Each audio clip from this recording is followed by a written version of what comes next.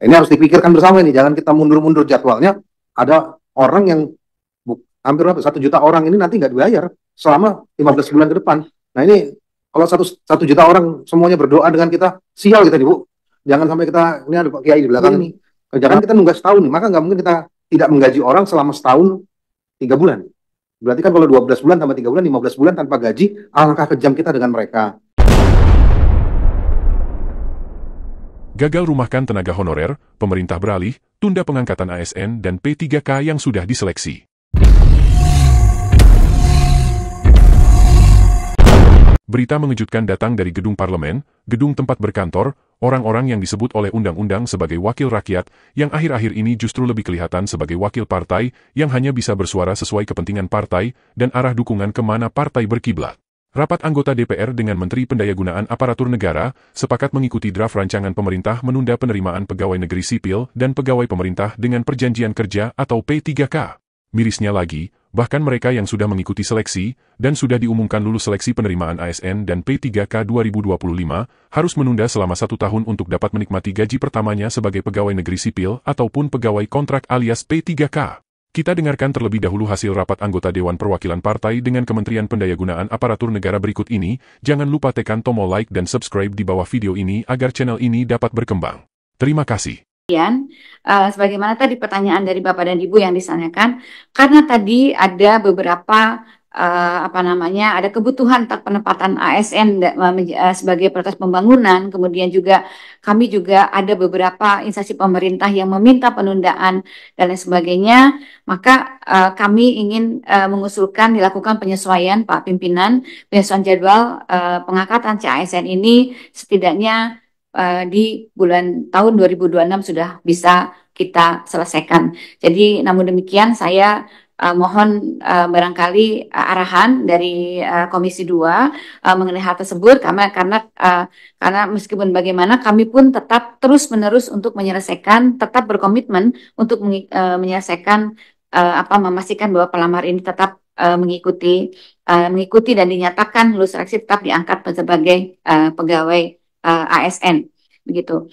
Kemudian kami tentunya berharap bahwa rekrutmen ini, saya sependapat dengan Bapak yang sampaikan oleh Bapak dan Ibu, dan terima kasih atas supportnya, bahwa memang rekrutmen ini memang kami tidak ingin berlarut-larut Pak. Oleh karena itu memang tadi kami meminta waktu supaya kami bisa menyelesaikan secara keseluruhan supaya tidak berlarut-larut gitu ya, untuk di tahun 2026. Jadi untuk CPNS dan itu untuk dilakukan pada tahun 2026. Dan tentunya nanti ini adalah tahap terakhir Bapak untuk bisa kami selesaikan supaya tidak ada lagi efek domino yang bisa dengan demikian Pak. Mudah-mudahan nanti bisa, dan kami siap untuk menjawab secara detail pertanyaan-pertanyaan Bapak dan Ibu nanti pada pertemuan berikutnya secara tertulis. Jadi kami bisa menyampaikan jawaban yang global dan kami siap untuk menjawab secara tertulis. Kami sudah catat seluruhnya dan kami akan jawab secara detail secara seluruhnya. Baik, demikian Bapak. Terima kasih. Terima kasih Bu Menteri.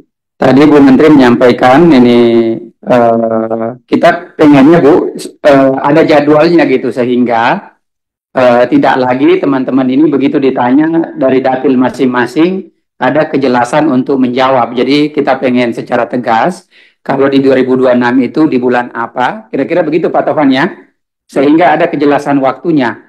Jadi nanti 2026 ternyata 2026 di Desember ya hampir juga 2027 tuh Bu. Jadi kita pengen ketegasan waktunya, terus kemudian nanti kita tawarkan ke teman-teman, kita cari solusi yang terbaik.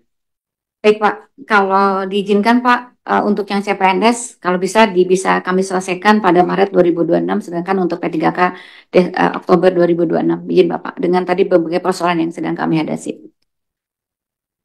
Walau anggota DPR dari fraksi PDI Perjuangan, Giri Ramanda Kielmas bersuara keras untuk tidak mengorbankan nasib rakyat kecil dengan menunda impian lebih dari 1 juta orang untuk bekerja di instansi pemerintahan, namun apalah artinya jika satu fraksi akan melawan 7 fraksi pendukung pemerintah lainnya. Usulan Giri Ramanda Kielmas selanjutnya untuk tetap memberikan gaji kepada mereka yang sudah terlanjur diumumkan namanya lulus sebagai pegawai negeri sipil ataupun P3K tentu saja sudah tidak bisa diterima, karena tujuan penundaan pengangkatan pegawai ini justru untuk pemangkasan anggaran dalam rangka membiayai program lain seperti makan gratis dan Danantara. Enggak, pimpinan. Tambahan ya pimpinan.